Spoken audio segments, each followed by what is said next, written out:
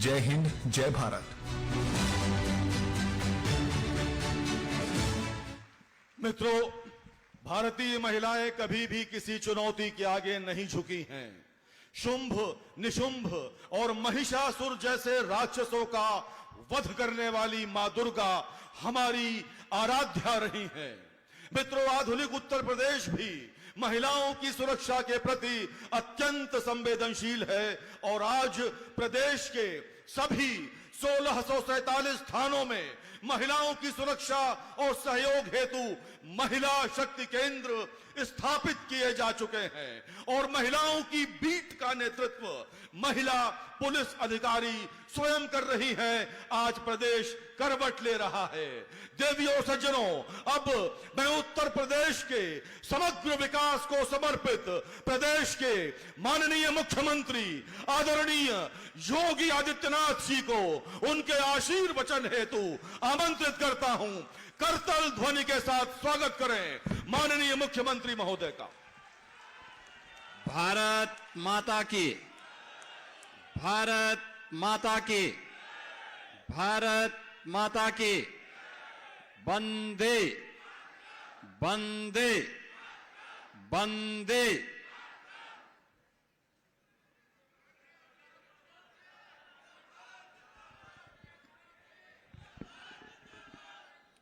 शहीद वीरांगना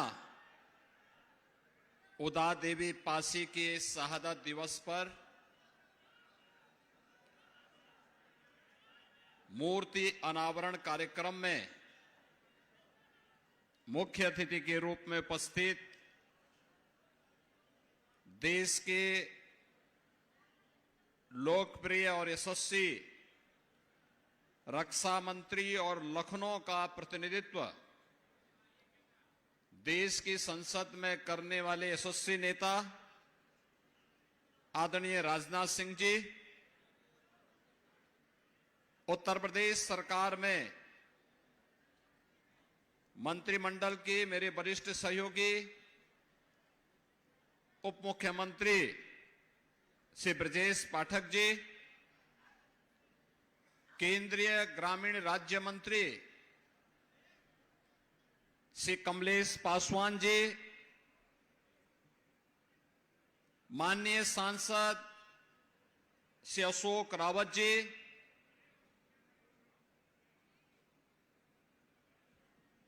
पूर्व केंद्रीय मंत्री श्री कौशल किशोर जी, इस क्षेत्र के लोकप्रिय विधायक श्री राजेश्वर सिंह जी, कार्यक्रम के आयोजक युवा नेता श्री नीरज सिंह जी, विधान परिषद सदस्य श्री रामचंद्र प्रधान जी, विधान परिषद सदस्य श्री मुकेश शर्मा जी, हमारे सभी मंच पर उपस्थित सम्मानित जनप्रतिनिधिगण, पासी स्वाभिमान मंच से जुड़े हुए सभी पदाधिकारीगण और भारी संख्या में भारत माता के अमर सपूतों के प्रति नमन करने के लिए उपस्थित सभी मेरे बहन और भाइयों, मैं सबसे पहले देश के प्रथम स्वातंत्र समर की अमर सेनानी शहीद वीरांगना उदा देवी पासी की स्मृतियों को नमन करते हुए आज उनके शहादत दिवस पर प्रदेश सरकार और प्रदेशवासियों की ओर से उन्हें विनम्र श्रद्धांजलि अर्पित करते हुए आज के समारोह के मुख्य अतिथि केंद्रीय रक्षा मंत्री आदरणीय राजनाथ सिंह जी का हृदय से स्वागत करता हूं, अभिनंदन करता हूं और आप सबका भी मैं हृदय से अभिनंदन करता हूं। बहनों और भाइयों, भारत की स्वाधीनता को प्राप्त करने के लिए इस प्रकार के वीरों और वीरांगनाओं का जो योगदान रहा है वह अविस्मरणीय रहा है। और लखनऊ की भूमि तो इस मामले में अनोखी है। याद करिए 1857 की प्रथम स्वातंत्र समर, उसका केंद्र बिंदु उत्तर प्रदेश ही था। शहीद मंगल पांडे ने उसकी हुंकार भरी थी बैरकपुर में। मेरठ में धन सिंह कोतवाल ने उसको आगे बढ़ाने का काम किया था। झांसी में महारानी लक्ष्मीबाई प्रथम स्वातंत्र समर की अमर योद्धा के रूप में उसे नेतृत्व दे रही थी। बिठूर में त्यात्या टोपे उस लहर को मजबूती प्रदान कर रहे थे। लखनऊ में बेगम हजरत महल उसको नई ऊंचाइयां दे करके वीरांगना उदा देवी पासी जैसे अमर सेनानियों के साथ मिलकर के विदेशी फिरंगियों को भगाने के लिए जिस प्रथम स्वातंत्र समर को आगे बढ़ाए थे, उस प्रथम स्वातंत्र समर की अमर योद्धा के रूप में वीरांगना उदा देवी का स्मरण हम सब करते हैं। वह न केवल नारी जाति के लिए बल्कि हर हिंदुस्तानी के लिए एक प्रेरणा है, एक प्रेरणा है। इसलिए इस अवसर पर मैं उनकी स्मृतियों को नमन करता हूं। बहनों और भाइयों, उन्होंने विदेशी हुकूमत की चूलों को हिलाने के लिए और उनके अत्याचार का जवाब देने के लिए कहते हैं कि 16 नवंबर 1857 को लखनऊ के सिकंदराबाद बाग में पीपल के वृक्ष पर चढ़कर उन्होंने 36 अंग्रेज सैनिकों को ढेर करने का काम किया था और उनका नाम भारत के इतिहास में अमर हुआ है। यानी वीरांगना उदा देवी का यह बलिदान हमें इस बात की प्रेरणा देता है कि अन्याय बड़ा हो, क्रोध उससे भी बड़ा होना चाहिए। और ये प्रतिरोध उन्होंने उस समय देश के क्रांतिकारियों और देश के युवाओं को इस अन्याय के खिलाफ लड़ने के लिए उन्होंने पूरी प्रतिबद्धता के साथ उस समय अपना योगदान दिया। बहनों और भाइयों, उत्तर प्रदेश में डबल इंजन की सरकार है। आदरणीय प्रधानमंत्री नरेंद्र मोदी जी के मार्गदर्शन में विरासत के सम्मान की बात जब होती है तो विरासत के सम्मान की बात अगर काशी में काशी विश्वनाथ धाम और अयोध्या में श्री राम जन्मभूमि पर भगवान राम के भव्य मंदिर के निर्माण का है, तो लखनऊ में महाराजा बिजली पासी किला के पास उसके सुंदरीकरण के कार्य के साथ ही लाइट एंड साउंड का कार्यक्रम भी ये डबल इंजन की सरकार ने ही, भारतीय जनता पार्टी की ही सरकारों ने उस कार्यक्रम को आगे बढ़ाया। ये मेरा सौभाग्य है महाराजा बिजली पासी किला में वहां के कार्यक्रमों में उस समय के सांसद और पूर्व केंद्रीय मंत्री श्री कौशल किशोर जी के साथ मुझे वहां जाने का अवसर प्राप्त हुआ था। आज हमारी सरकार ने वहां पे लाइट एंड साउंड का भी कार्यक्रम स्वीकृत कर दिया है, जिससे इस क्षेत्र के उन सभी योद्धाओं को जिन्होंने महाराजा लाखन पासी, महाराजा सातन पासी, महाराजा बिजली पासी, महाराजा चीता पासी और राजा गंगा बख्श रावत और बीरा पासी के इतिहास को वर्तमान पीढ़ी जान सके और उससे प्रेरणा प्राप्त कर सके, इसलिए लाइट एंड साउंड के कार्यक्रम को भी वहां पर स्वीकृति दे करके उसको प्रारंभ करके इनके पुराने किलों को पुनरुद्धार करने के साथ ही वहां पर उसको और अच्छे ढंग से कैसे हम नौजवानों को और वर्तमान पीढ़ी को एक प्रेरणा का केंद्र बिंदु बना सकते हैं, इसके लिए सरकार ने अपने स्तर पर कार्रवाई प्रारंभ की है और इसके लिए हम लोगों ने इस कार्यक्रम को आगे बढ़ाया है। बहनों और भाइयों, यही नहीं, प्रदेश सरकार ने इस पूरे अभियान को हर क्रांतिकारी के, हर बलिदानी के, भारत माता के उस हर सपूत के योगदान को पाठ्यक्रम का हिस्सा भी बनाया है। आप देखते होंगे, अगर आप बेसिक शिक्षा परिषद की पुस्तकों में देखेंगे तो एक पुस्तक हमने अतिरिक्त उपलब्ध करवाई है बच्चों को, और वह पुस्तक स्थानीय स्तर पर, जनपद स्तर पर, रीजनल स्तर पर और प्रदेश स्तर पर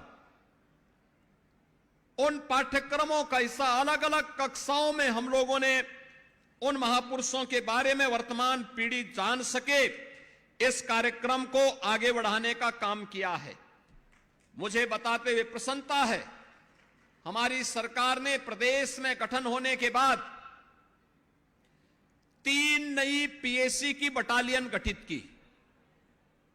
महिला बटालियन का नामकरण पहले तो हम लोगों ने प्रदेश में, उत्तर प्रदेश पुलिस बल में हम लोगों ने अब तक 2,19,000 पुलिस की भर्ती पिछले 8 वर्ष में की है, और इसमें अनिवार्य रूप से व्यवस्था की है कि 20% महिलाएं भर्ती हों, और 3 पीएससी की महिला बटालियन का गठन किया। इन्हें तीनों को 1857 की उन महान वीरांगनाओं के नाम पर लखनऊ में पीएससी की जो बटालियन स्थापित हो रही है, उस बटालियन का नाम हमने वीरांगना उदा देवी के नाम पर ही रखा है, और वहां पर हमारी सरकार उनके आदमकद प्रतिमा की स्थापना का कार्य भी कर रही है। गोरखपुर में जो महिला बटालियन गठित हो रही है, उसको वीरांगना झलकारीबाई कोरी के नाम पर, और बदायूं में जो बटालियन गठित हो रही है, उस बटालियन का नाम रखा है वीरांगना अवंतीबाई लोधी के नाम पर। ये तीनों वीरांगनाएं जिन्होंने देश की आजादी की लड़ाई में नारी शक्ति के पराक्रम को, शौर्य को फिरंगियों के सामने प्रस्तुत करके उन्हें धूल चटाने का काम किया था, यह कार्य इस दिशा में सरकार ने आगे बढ़ाया है। इसके साथ ही प्रदेश सरकार ने,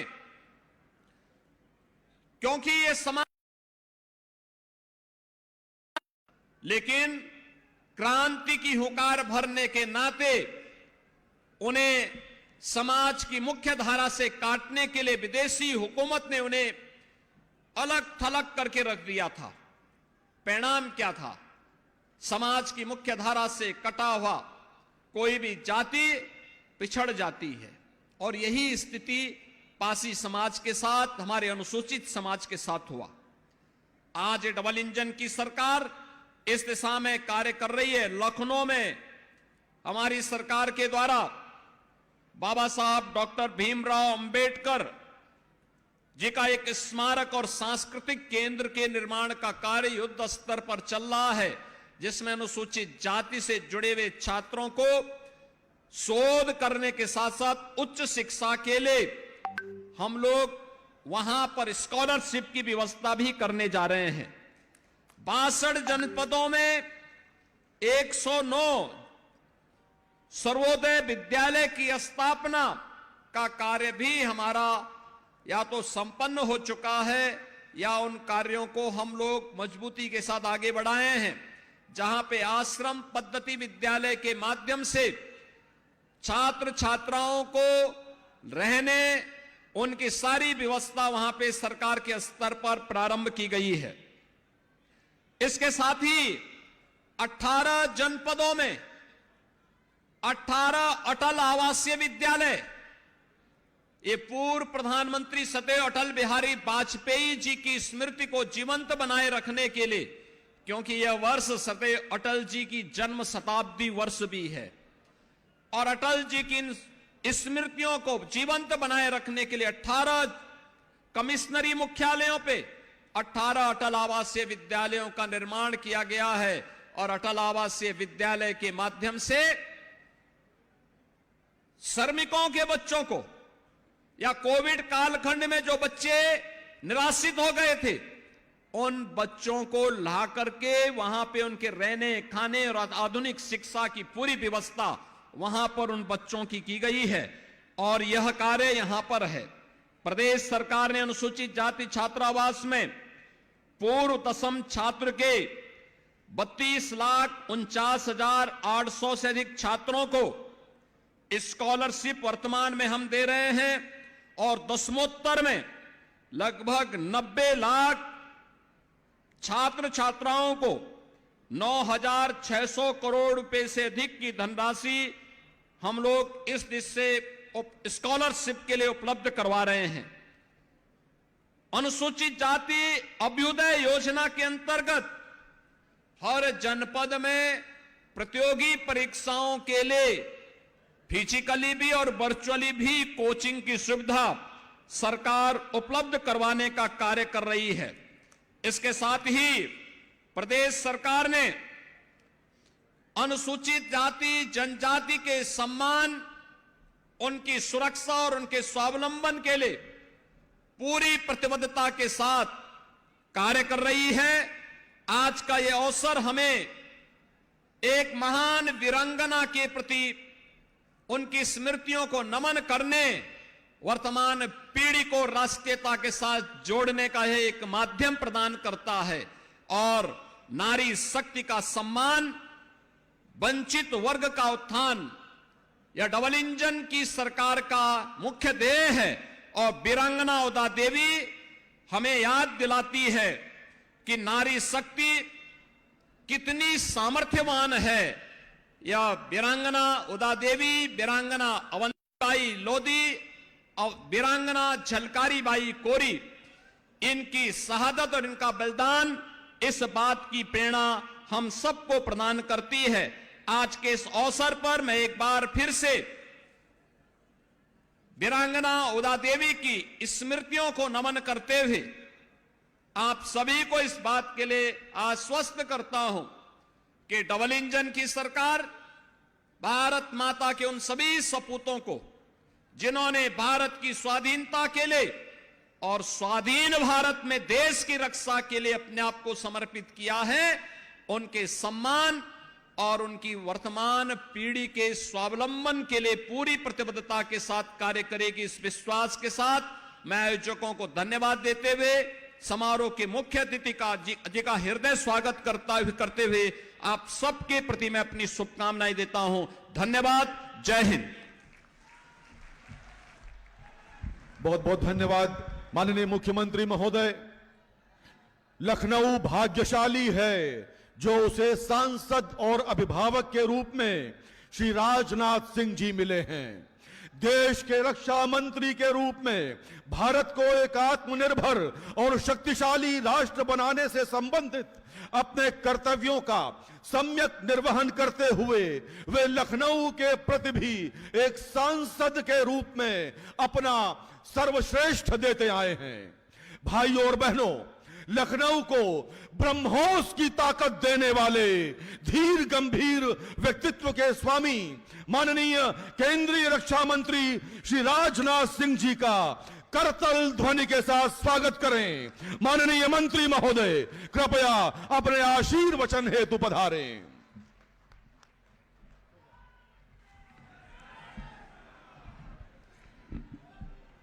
बोलिए भारत माता की, भारत माता की। वीरांगना उदा देवी पाशी, वीरांगना उदा देवी पाशी। बहुत बहुत धन्यवाद। हमारे उत्तर प्रदेश के लोकप्रिय यशस्वी मुख्यमंत्री, जिन्होंने कि उत्तर प्रदेश को विकास के मामले में पूरे हिंदुस्तान में ऊंचाई देने का काम किया है, ऐसे हमारे माननीय मुख्यमंत्री श्री योगी आदित्यनाथ जी, केंद्रीय मंत्री, मोदी जी की सरकार में हमारे सहयोगी और एक छोटे भाई के रूप में जो मंत्री पद का दायित्व निभा रहे हैं, गोरखपुर से सांसद हैं ऐसे श्री कमलेश जी पासवान, उप मुख्यमंत्री श्री ब्रजेश जी पाठक, सांसद श्री अशोक जी रावत, सदस्य विधान परिषद श्री रामचंद्र जी प्रधान जो इस कार्यक्रम के आयोजक हैं, सदस्य विधान परिषद मुकेश शर्मा और यहाँ की महापौर श्रीमती सुषमा खरकवाल, पूर्व सांसद प्रियंका रावत, आनंद द्विवेदी, विजय मौर्य और हमारे पूर्व केंद्रीय मंत्री कौशल किशोर जी। नाम बहुत सारे हैं इसलिए मैं नहीं लेता हूं। यहां मौजूद मेरे सभी सम्मानित बहनों एवं भाइयों, जिस समय इस कार्यक्रम के आयोजक रामचंद्र जी प्रधान मुझसे मिले थे और उन्होंने कहा कि वीरांगना ऊदा देवी पासी की स्मृति में हम लोग कार्यक्रम आयोजित करना चाहते हैं, इस वीरांगना के शहीदी दिवस के अवसर पर मैंने सहज रूप से और चटपट अपनी सहमति दे दी। मैंने कहा इस कार्यक्रम के आयोजन में जिस भी प्रकार के सहयोग की आवश्यकता होगी वह सहयोग करने के लिए हम पूरी तरह से तैयार हैं।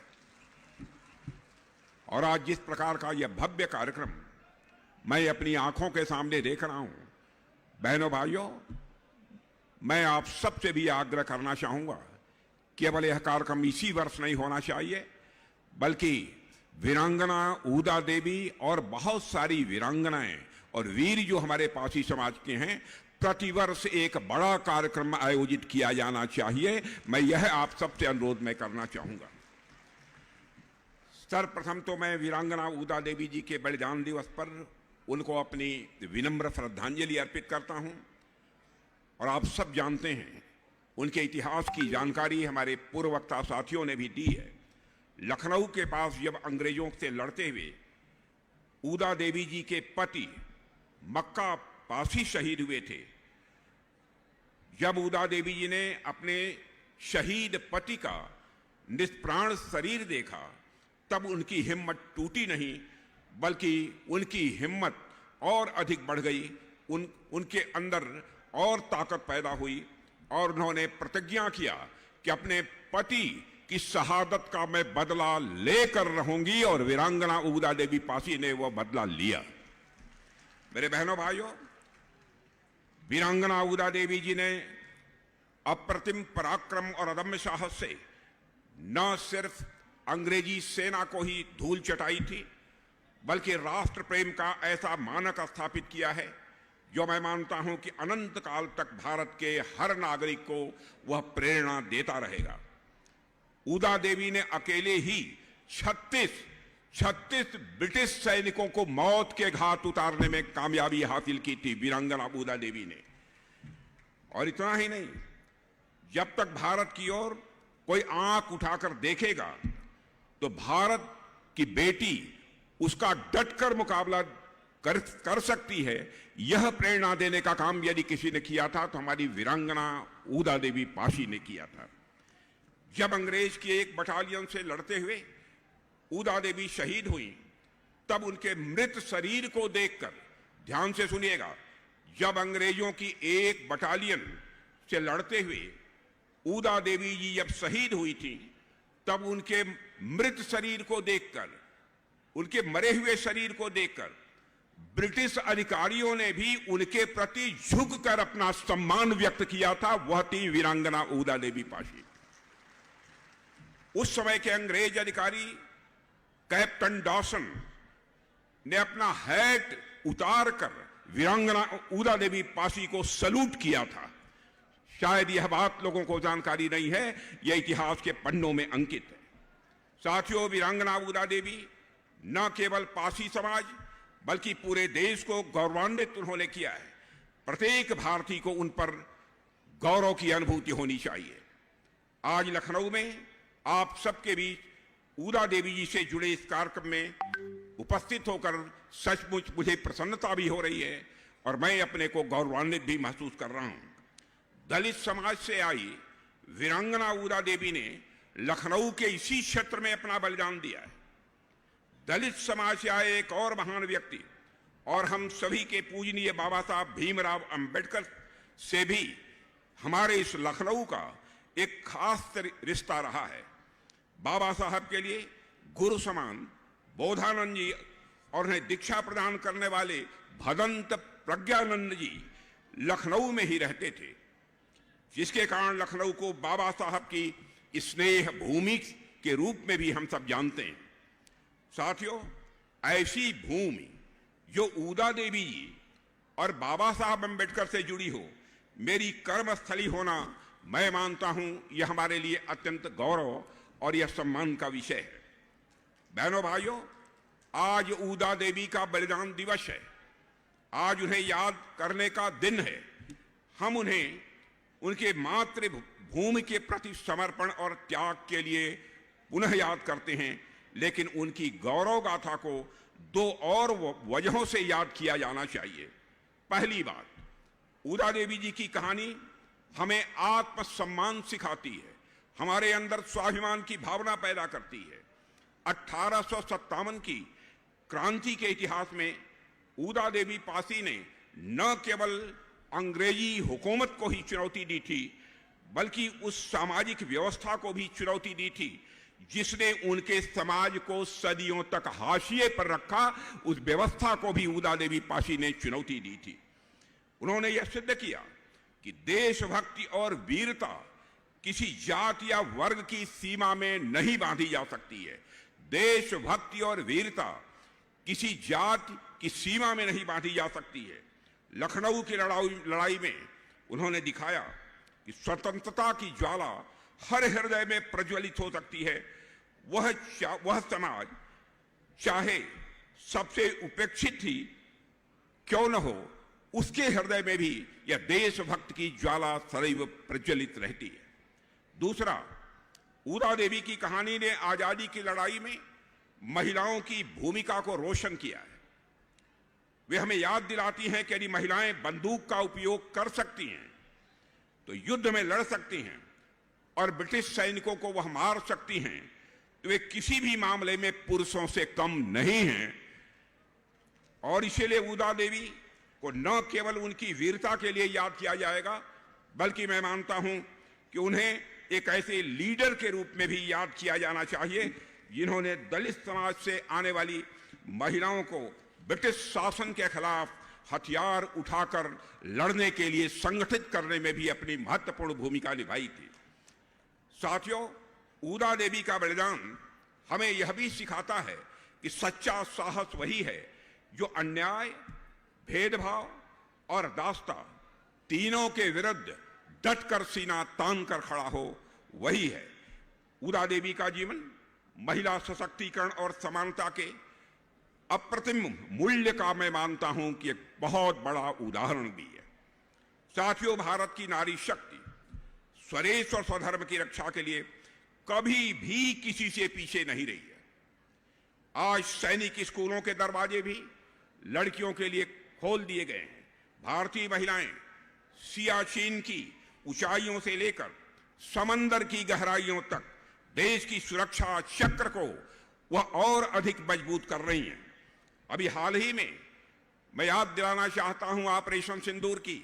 हाल में ही ऑपरेशन सिंदूर के दौरान महिला पायलटों और महिला सैनिकों ने पाकिस्तान और पाकिस्तान अधिकृत जम्मू कश्मीर में आतंकवाद के खिलाफ कार्रवाई में एक महत्वपूर्ण भूमिका निभाई है। वो हमारी बेटियां हैं जो कि सेना में इस समय अधिकारी और जवान के रूप में काम कर रही हैं।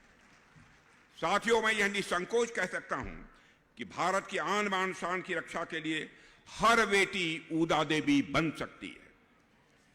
पासी समाज के नाम की उत्पत्ति के बारे में, मैं पासी समाज के नाम यह कैसे आया, इसकी उत्पत्ति के बारे में कई मान्यताएं हैं।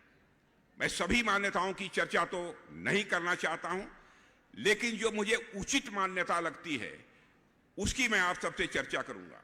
और वह मान्यता यह है, पा का अर्थ होता है पासी में पा का अर्थ होता है पकड़, और असी का अर्थ होता है तलवार। यानी पासी का मतलब है तलवार धारी, उसे ही पासी कहते हैं।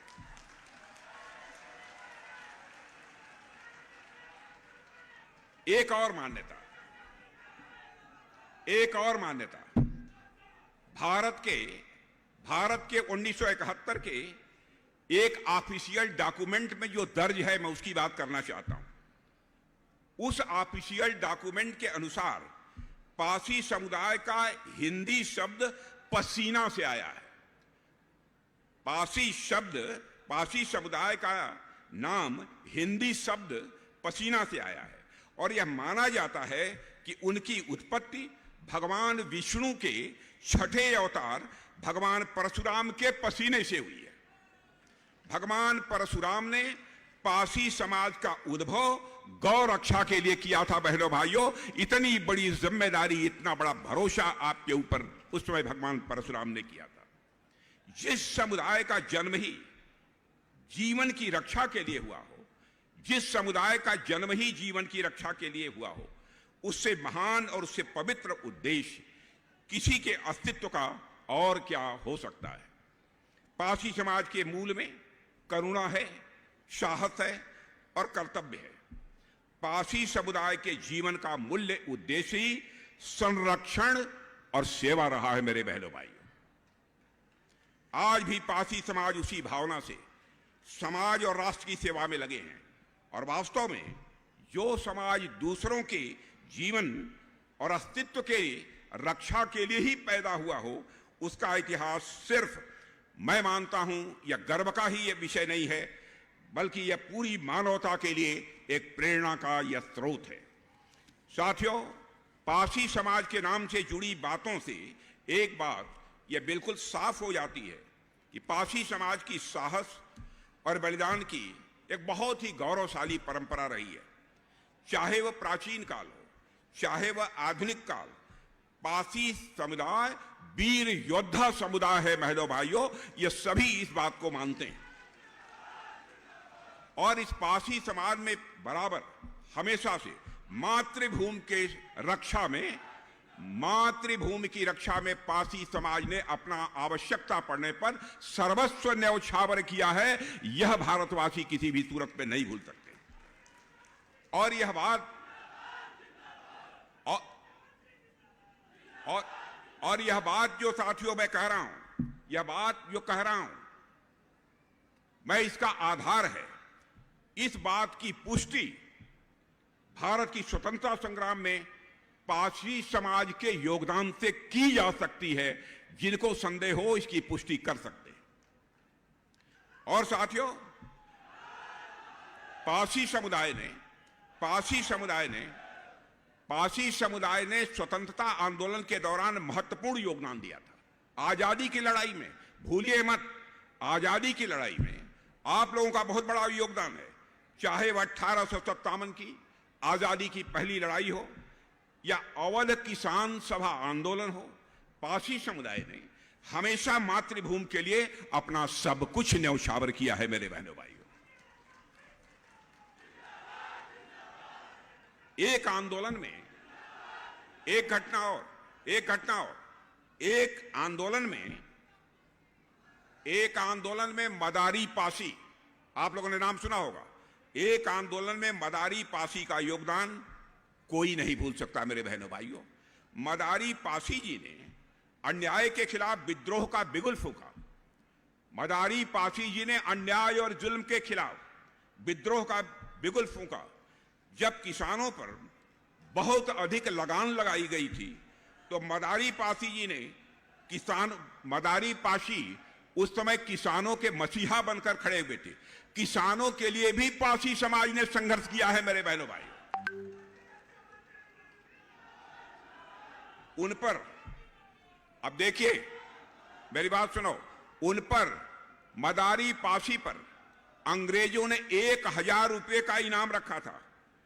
लेकिन मदारी पासी जी की बहादुरी, मदारी पासी का वह फितरत देखो मेरे बहनों भाइयों। 1000 का इनाम, उस समय का 1000 आई, आजकल शायद करोड़ हो जाए। अंग्रेज मदारी पासी को पकड़ नहीं पाए। लाख कोशिशों के बावजूद मैं मदारी पासी जी को भी आज के अवसर पर अपनी श्रद्धांजलि अर्पित करता हूं। और साथियों, भारत के स्वतंत्रता संग्राम के इतिहास में, भारत के मेरे नौजवानों नारा लगाना, लेकिन मदारी पासी के बारे में सुनो।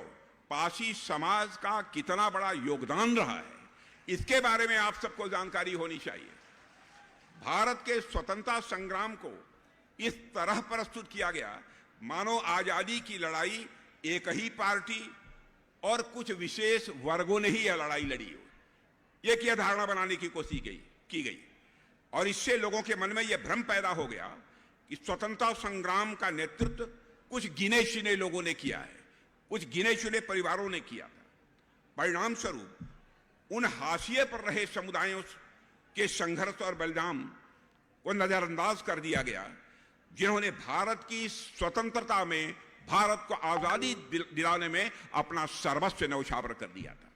उनके योगदान को नकार दिया गया। पासी समाज जैसे समुदाय, पासी समाज जैसे समुदाय जिन्होंने अपने पराक्रम, अपने त्याग और संघर्ष से आजादी के आंदोलन को मजबूती दी थी।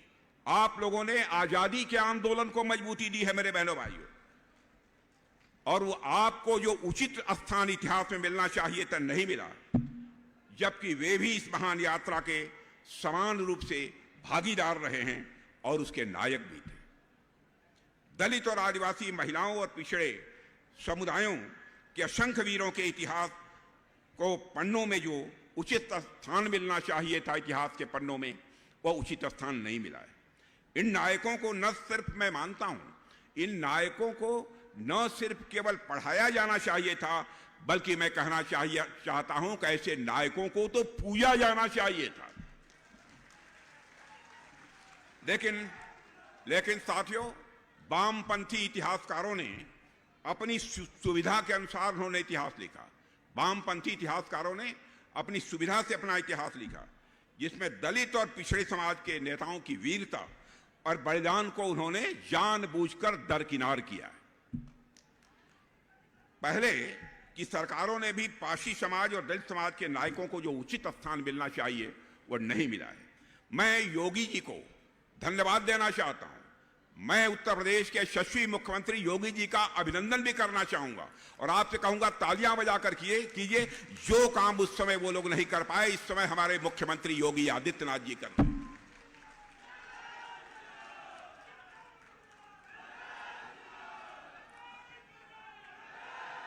और साथियों,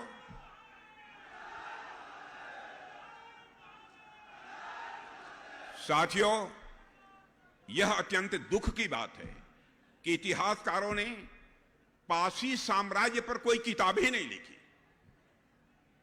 मैं दुख के साथ कहना चाहता हूं, इतिहासकारों ने पासी साम्राज्य पर कोई किताब ही नहीं लिखी। विद्वानों ने कभी इस वीर समुदाय के इतिहास पर जो उनको रिसर्च करना चाहिए था, शोध करना चाहिए था, वह भी नहीं किया। और पहले की सरकारों ने कभी भी पासी साम्राज्य के बारे में जानकारी एकत्र करने की जो उन्हें कोशिश करनी चाहिए थी, कोई कोशिश तक नहीं की। लाइब्रेरियों में बहुत कम किताबें उपलब्ध हैं। आप चले जाइए पासी समाज का इतिहास पढ़ने के लिए लाइब्रेरी में, शायद कुछ गिनी चुनी किताबें मिल जाएं जिसमें पासी समाज का इतिहास हो, जिसमें पासी साम्राज्य का जिक्र तक हो।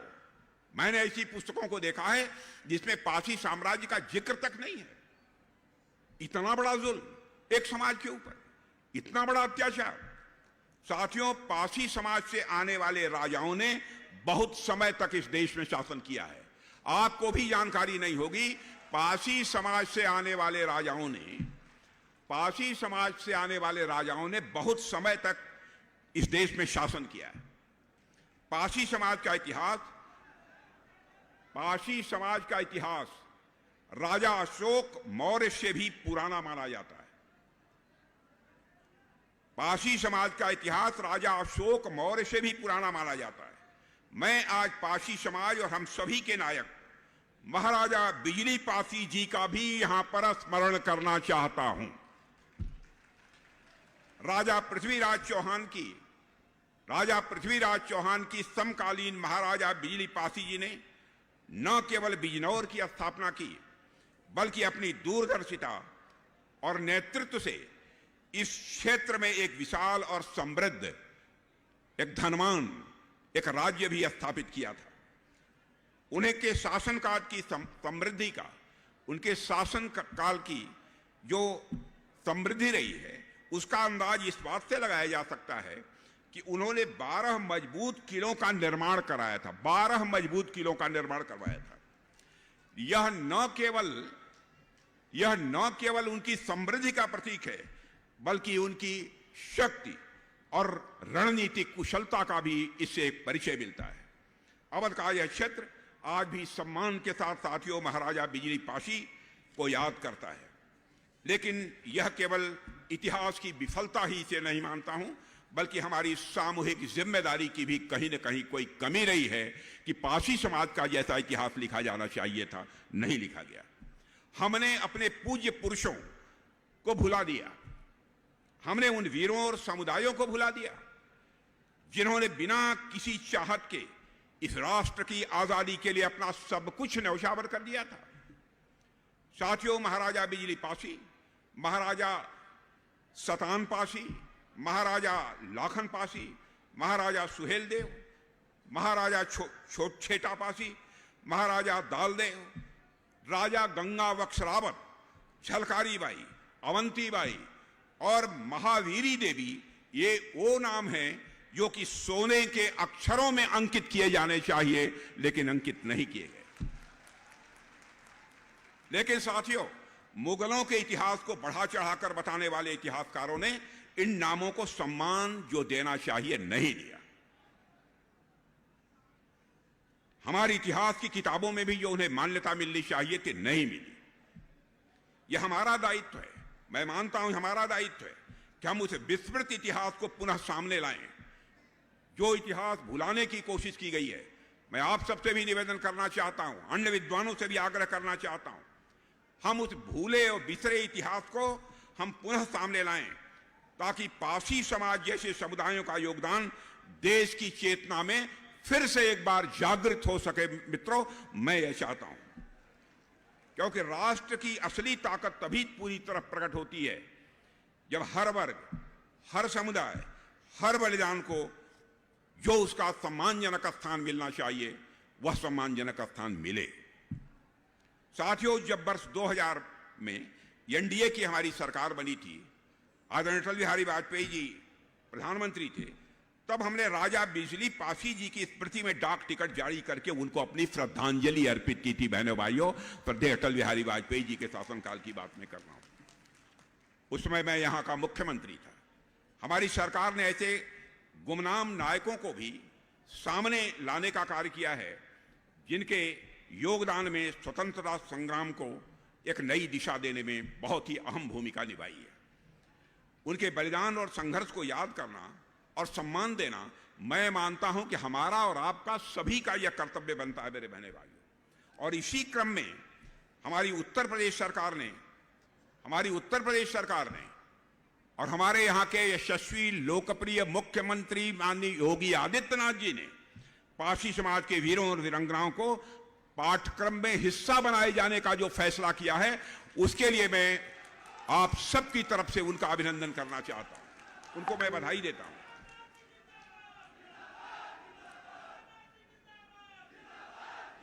मैं तो कभी कल्पना नहीं कर सकता था कि ऐसा भी कोई मुख्यमंत्री आएगा जो कि समाज के बारे में इस हद तक जाकर सोचेगा, लेकिन उसको आपके मुख्यमंत्री योगी आदित्यनाथ जी ने करके दिखाया है मेरे बहनों भाइयों।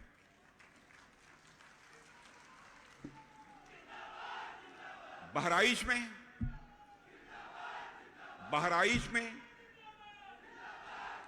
महाराजा सुहेलदेव जी, अरे सुन भाई, बहराइच में महाराजा सुहेलदेव जी का भव्य स्मारक भी बनाया गया है। ऐसा ही भव्य स्मारक महाराजा बिजली पासी का लखनऊ में भी बनने जा रहा है। मुख्यमंत्री जी ने कहा है, और इस निर्णय की जो मुख्यमंत्री जी ने यह फैसला किया है योगी आदित्यनाथ जी, इसकी भी बहनों भाइयों सराहना की जानी चाहिए, ताकि इन सब सारे बहादुरों के बारे में, वीरों के बारे में आम लोगों को भी जानकारी हो सके। और साथियों, मैं याद दिलाना चाहता हूं, कल से ही जनजातीय गौरव दिवस भी कल मनाया गया था सारे देश भर में। जनजातीय समुदाय के बलिदान, संस्कृति और विरासत के सामने लाने के लिए हमारे प्रधानमंत्री नरेंद्र मोदी जी द्वारा जनजातीय गौरव वर्ष मनाने की घोषणा भी पहले ही की गई थी। इससे यह सुनिश्चित हुआ है कि जनजातीय स्वतंत्रता सेनानियों की विरासत के बारे में हमारे देश के लोग आज कुछ जान पा रहे हैं, आज कुछ समझ पा रहे हैं और देशभक्ति के लिए स्वाभाविक रूप से वह प्रेरित हो रहे हैं। साथियों, हमारा हमेशा से यही लक्ष्य रहा है कि दलित समाज के नायकों को सब लोग जानें। हम लोगों की बराबर कोशिश रही है, जिससे समाज में एकता बढ़ेगी, दूरी नहीं बढ़ेगी। यदि दलित समाज के नायकों को सभी लोग जानेंगे तो समाज में एकता बढ़ेगी, विश्वास बढ़ेगा और एक दूसरे के लिए सम्मान भी बढ़ेगा। यह हमारा सौभाग्य है कि हमें बाबा साहब भीमराव अंबेडकर से जुड़ी जगहों को पंच तीर्थ के रूप में विकसित करने का मौका मिला है। इससे भारत के लोग बाबा साहब के जीवन के बारे में और अधिक जान सकेंगे। इसके लिए श्रेय यदि दिया जाना चाहिए तो भारत के यशस्वी प्रधानमंत्री श्री नरेंद्र मोदी जी को इसका श्रेय दिया जाना चाहिए। साथियों, होगा क्या? ऐसे महापुरुषों के जीवन से हम समानता के मूल्य सीखेंगे। इससे राष्ट्रीय एकता और भी मजबूत होगी, क्योंकि बाबा साहब कहते थे, जब तक हमारे बीच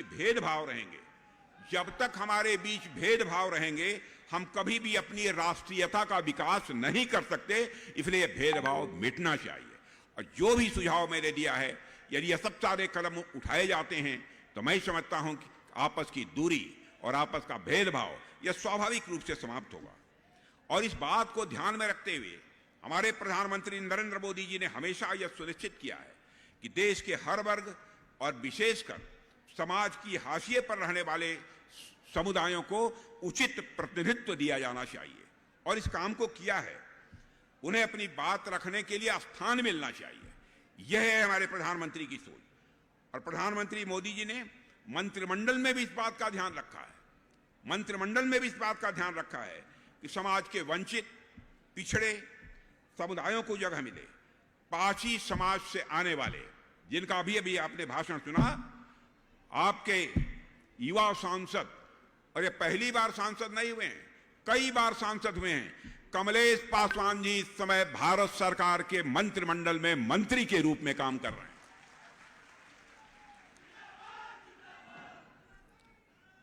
बहनों भाइयों, यह राजनीति केवल सत्ता हासिल करने के लिए नहीं की जानी चाहिए। राजनीति की जानी चाहिए तो समाज बनाने के लिए राजनीति की जानी चाहिए। और यह हम लोगों की राजनीति वही राजनीति है जो सबका साथ, सबका विकास, सबका विश्वास और सबका प्रयास की भावना को साकार करने की पूरी कोशिश कर रही है।